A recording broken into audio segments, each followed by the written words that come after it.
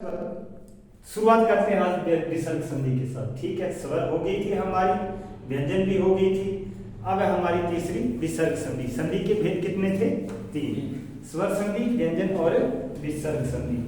अब हमारा है विसर्ग संधि। परिभाषा लिखनी है इसकी तो लिख लो। विसर्ग के बाद स्वर अथवा व्यंजन में जो परिवर्तन होगा, विसर्ग के बाद स्वर अथवा व्यंजन में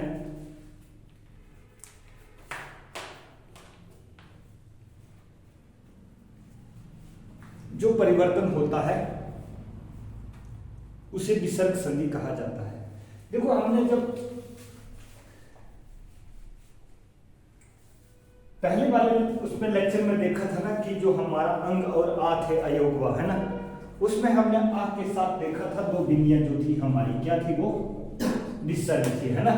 और इस विसर्ग का उच्चारण किसकी तरह होता था? ह की भांति।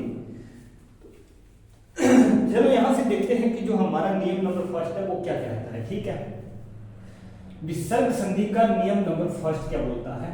अगर किसी शब्द के साथ ओ लगा हो तो, नियम फर्स्ट है हमारा, अगर किसी शब्द के साथ ओ लगा हो, ओ मतलब ओ की मात्रा, जैसे मनोबल,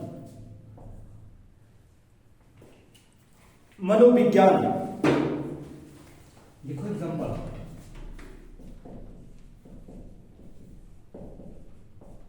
यशोधरा,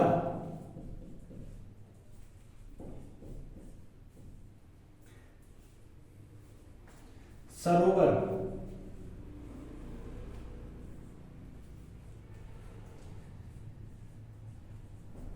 सरोज,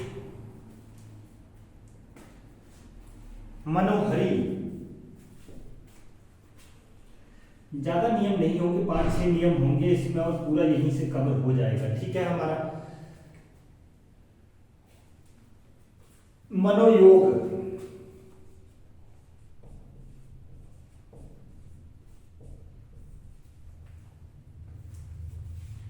मनोज,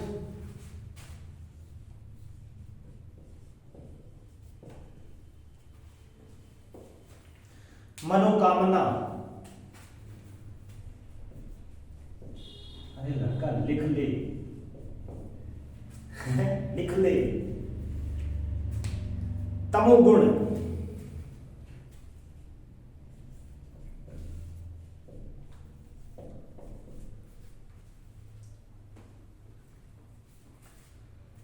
पयोध,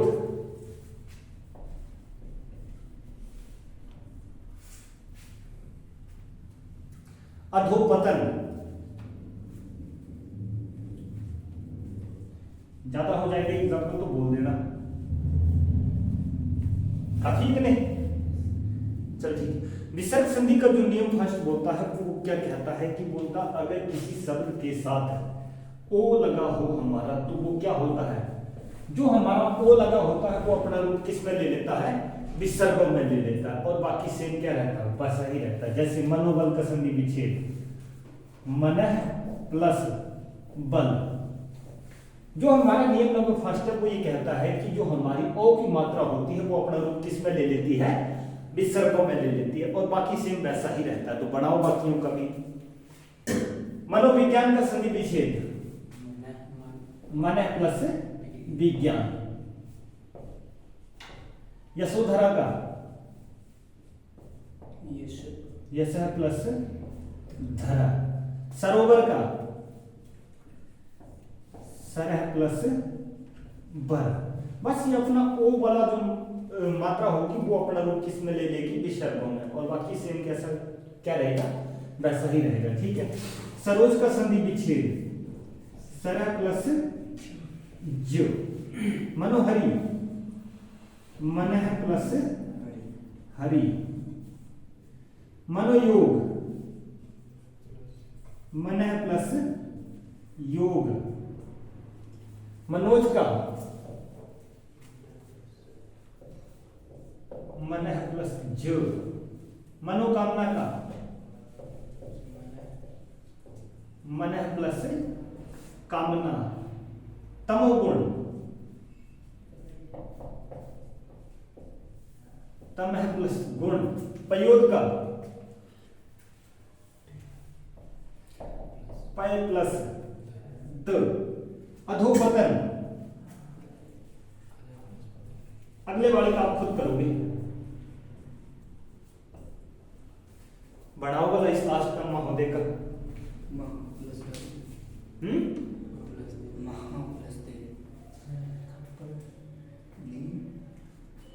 अरे विसर्ग संधि का नियम ही नहीं है, इसमें आपको बाद में भी बचना। महा प्लस उदय, अब इसमें हो क्या रहा है, साउंड किसकी आ रही है, आ की, इसमें ऊ की, तो ए प्लस बी हमारा कौन सा बन गया। हाँ, ये विसर्ग संधि का नियम नहीं है, इस चीज से भी बचना थोड़ा सा, है ना। चलो आगे, ये तो हो गया हमारा नियम नंबर 5, ठीक है। आ जाओ दूसरे नियम पे।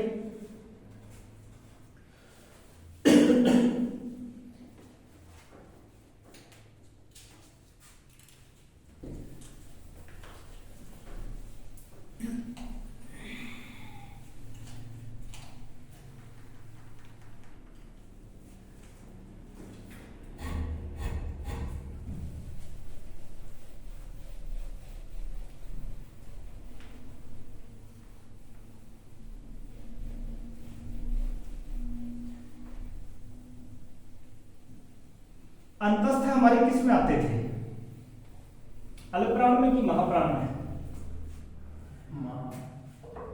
भाविशीरा अंतस्थ अंतस्थ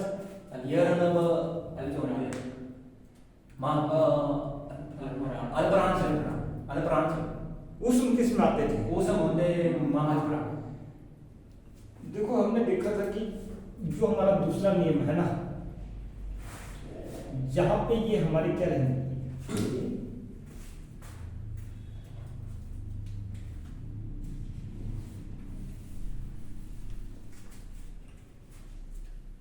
शिव शंकर वाला,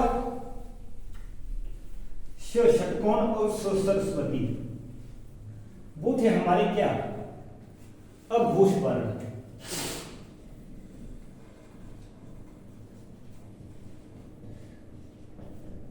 यही थे ना अघोष, हो उसमें न रह के फिर किस में हो जाता था, घोष वर्ण में, ठीक है।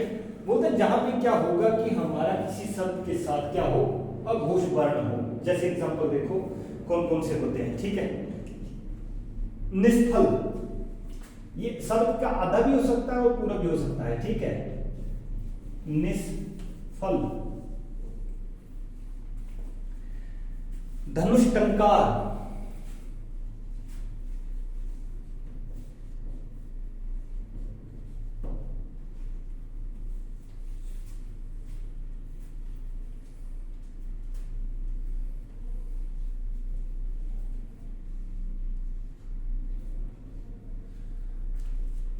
गोश्चरती,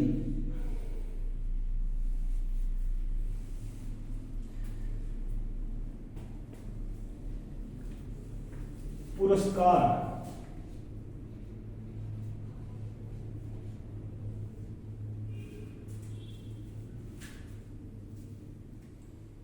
नमस्ते,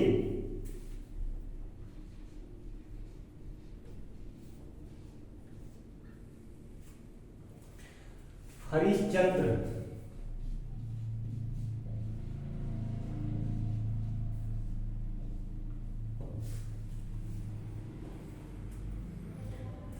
भास्कर,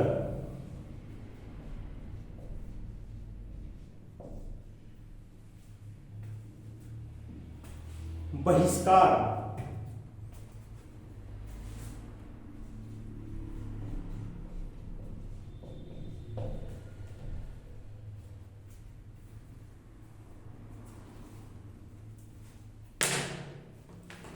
निस्तारण,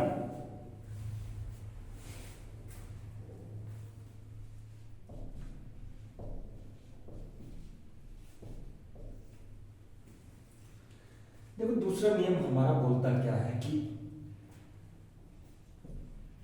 आ, ठीक है, ई और ऊ के बाद हमारा इन तीनों में से अघोष वर्ण जो भी हो, जैसे देखो भास्कर लिखा है, किसके बाद आ रहा है?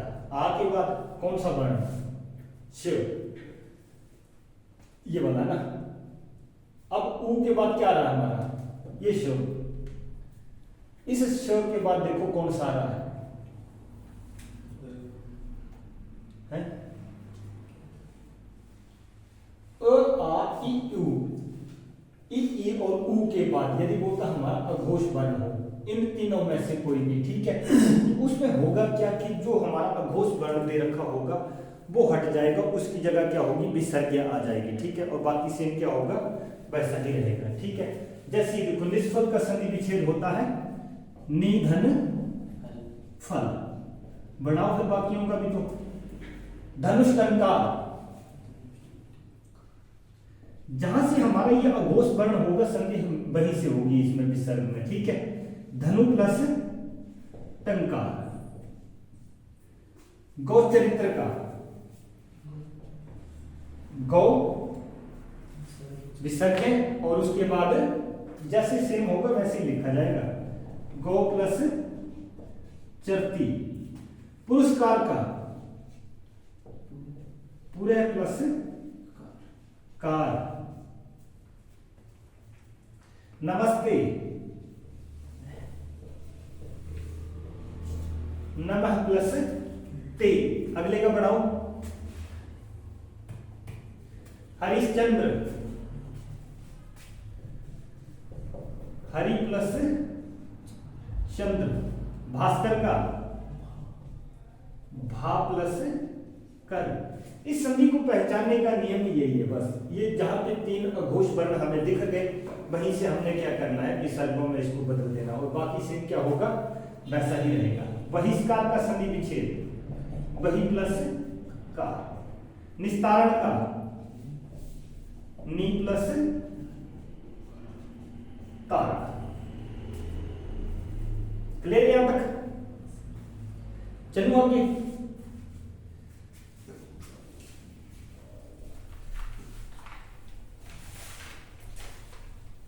विसर्ग संधि का जो तीसरा नियम है वो क्या कहता है? देखो, जहां पे हमारे अघोष वर्ण दो एक साथ हो, जैसे इसमें तो हमने दूसरा नियम क्या देखा था? ये अघोष वर्ण सिर्फ सिंपल मेथड एक अकेला हमारा है ना। कई शब्दों में क्या होता है कि ये चीज दो प्रकार से लगी रहती है, जिनको हम क्या कहते थे? द्वित्व, वर्गाक्षर, युक्ताक्षर, है ना। जहां पे बोलता क्या है हमारा कि बोलता दो शब्द एक साथ लगे हों, जैसे निशत्रु,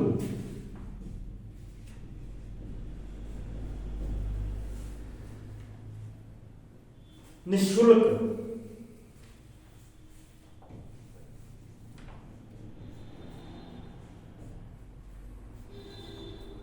दुस्साहसी,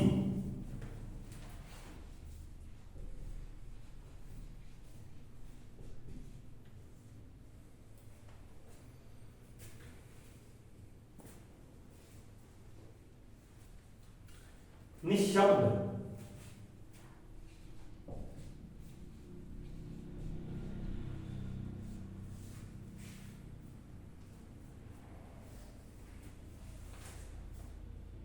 निस्सांत,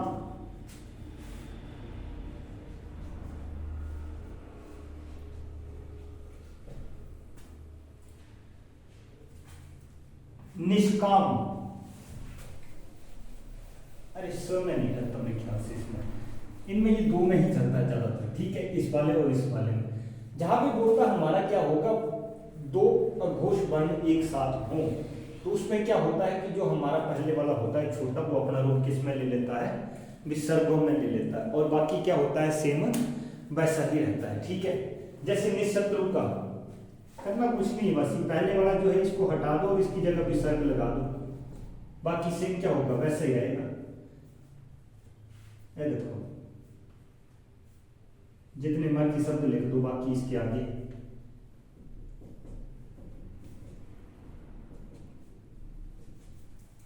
क्लियर है यहां तक? ये था हमारा तीसरा नियम। चौथे नियम की तरफ चलो।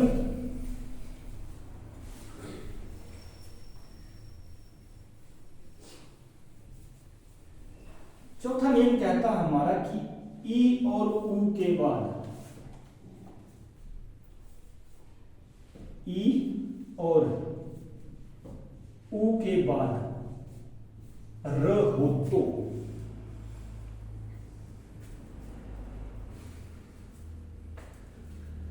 जैसे नीरव,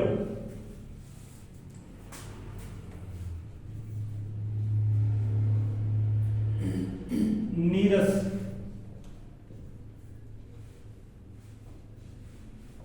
निरोग,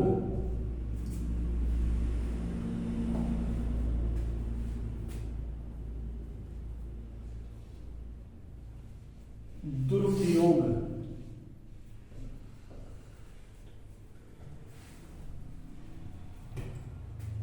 दुर्दिन,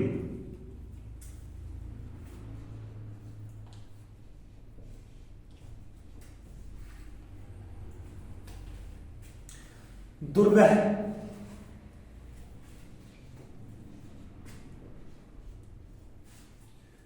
दुर्ग, दुर्गति,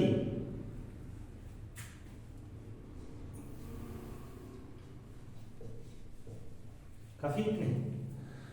चलो बोलता क्या है, तीसरा नियम बोलता है अगर ई और ऊ के बाद यदि र हो तो र किस रूप में, तो वो री के रूप में भी हो सकता है। हमने देखा था कि री का उच्चारण किसकी तरह होता था, र की तरह ही होता था ना, ठीक है।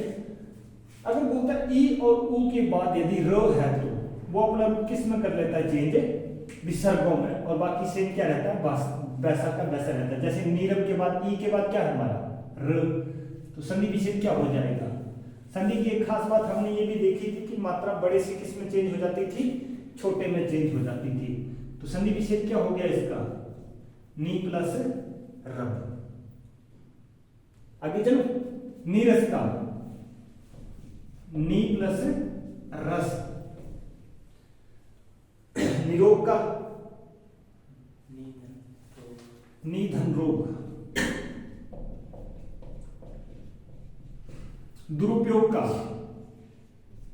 अब देखो ऊ के बाद क्या आ रहा है हमारा र, अब ये रूप अपना किसमें चेंज कर लेगा, विसर्गों में।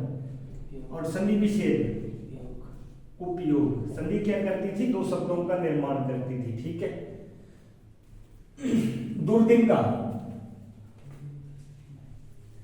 दो प्लस दिन। कई बार एग्जामिनर इसको विसर्ग न दे के इस तरह से भी दे देता है, ऐसे करके, उस चीज का भी ध्यान रखना है, ठीक है। विसर्गों की जगह वो क्या करता है कि रो को उस रूप में प्रयोग कर लेता है, ध्यान रहे। जरूरी नहीं है कि वो विसर्गों में ही चेंज होगा, ठीक है।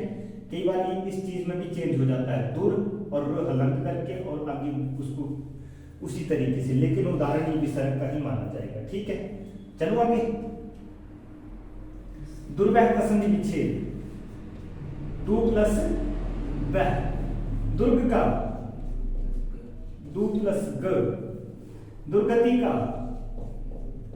दु प्लस, करते तन्ने क्यों इतना प्रोनाउन बनाया है, बोलेंगे ना। सबसे इजी है ये, तीनों संधियों में सबसे इजी अगर है तो यही है, क्योंकि इसमें नियम ज्यादा भी नहीं है और ये चलता है सिर्फ हमारा नियमों के ऊपर। इन नियमों को अपनी बुक्स के साथ आप मिला के देख सकते हैं, एक भी नियम छूटा तो मेरे को पूछना, ठीक है। ये हो गया हमारा तीसरा नियम। चौथे नियम की तरफ चलूं।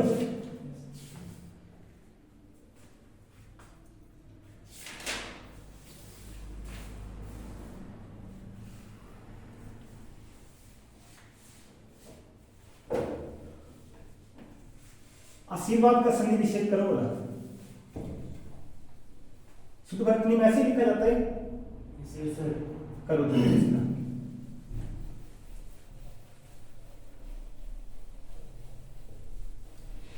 हो गया। क्या बना, अब देखो इसमें हो क्या रहा है, ई के बाद क्या आ रहा है हमारा, ई और ऊ के बाद क्या हो, र हो, तो चाहे वो ई हो चाहे ऊ हो, ठीक है। तो ई के बाद क्या हो रहा है, इसमें र ही आ रहा है ना, री। उच्चारण किसकी तरह बताया था, लिख कितने तरीके से सकते थे हम इसको, तीन प्रकार से। तो संधि विच्छेद क्या हो गया, और है किस संधि का उदाहरण, विसर्ग संधि का उदाहरण। आशी धन बाद। एक दो तीन चार, पांचवें नियम की तरफ चलो, इसको मैं मिटा देता हूं पूरा।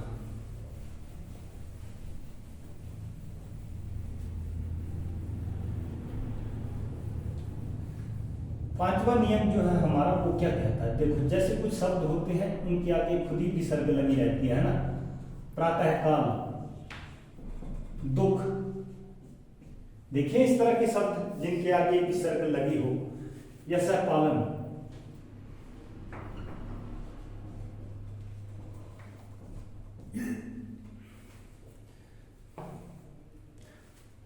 अंतःपुर,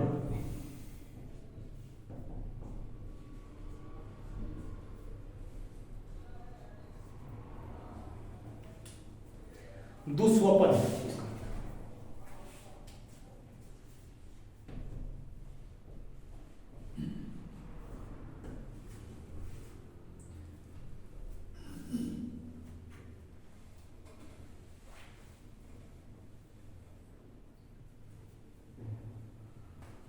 काफी इतने, ठीक है। कुछ एक शब्द ऐसे होते हैं जो शुद्धवर्तनी में भी सेम ऐसे ही देखे जाते हैं, ठीक है। उनमें क्या होता है कि शब्दों के साथ विसर्ग भी लगी होती है। तो बोलता विसर्ग संधि का जो पांचवा नियम है वो क्या कहता है कि बोलता अगर इस तरह का कोई शब्द हो तो क्या करें, कोई चेंजिंग नहीं होगी, बस इस तरह से होगा ये, क्लियर है। जैसा लिखा है वो वैसा ही रहेगा, कोई चेंजिंग नहीं होगी।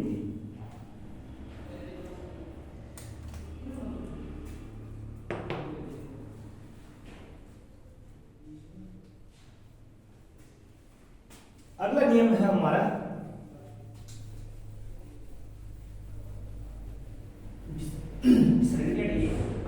विसर्ग नहीं हटेगी, विसर्ग संधि है तो विसर्ग वैसे ही रहेगी, बस उसके साथ क्या करना आपने धन जोड़ देना, बाकी से क्या रहेगा वैसा ही रहेगा, ठीक है।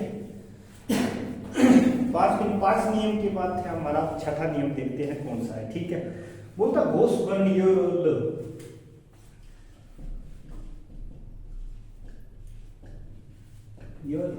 वो, इसमें ज्यादातर चलता है ये र वाला, ठीक है। अगर इसमें बोलता र हो तो जैसे निरसर नहीं हुआ ना ये भी ना, निर्झर,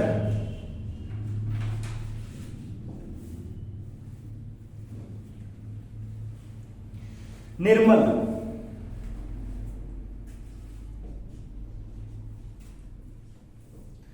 दुर्गुण,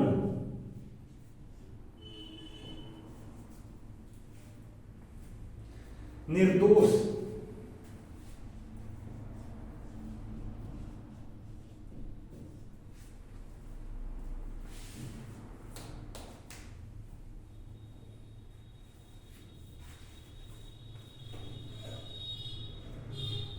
दुर्गति।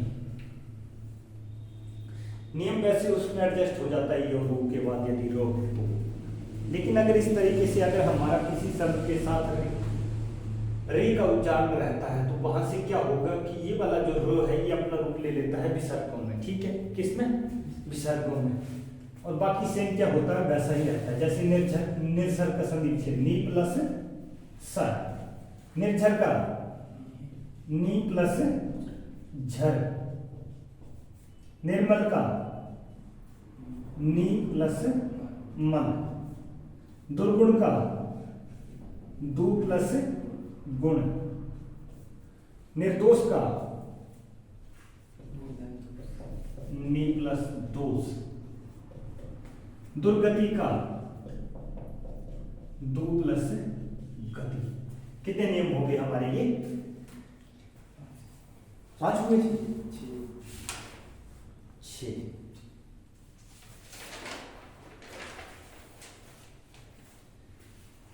क्लियर है, इसी में संधि हो जाएगी। एग्जाम्पल तो एक आपको तो देखो,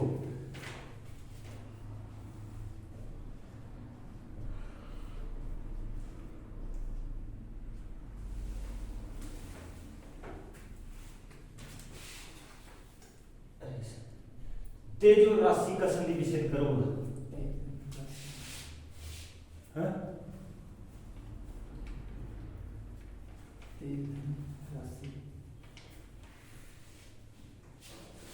क्या हुआ? तेज धन राशि। अरे विसर्ग संधि का पहला नियम लगाओ तो विसर्गों को उच्चारण भी करो ना उस तरीके से। हाँ ये ठीक है। विसर्ग संधि का ये कौन सा नियम लग गया हमारा? फर्स्ट तेजा प्लस राशि। क्लियर है यहाँ तक? तो विसर्ग संधि में इतना ही था, ठीक है क्या? विसर्ग संधि में हमारा जो था वो इतना ही था, ठीक है। अगली क्लास हम अगली देखेंगे। अगर कंटेंट अच्छा लगा है तो लाइक और सब्सक्राइब कर देना अपने हिसाब से, है ना। और हमारी ये सर है, लाइक सब्सक्राइब चैनल को सब्सक्राइब करना है, ठीक है। सपोर्ट हमारा फुल है और आपने सपोर्ट देना।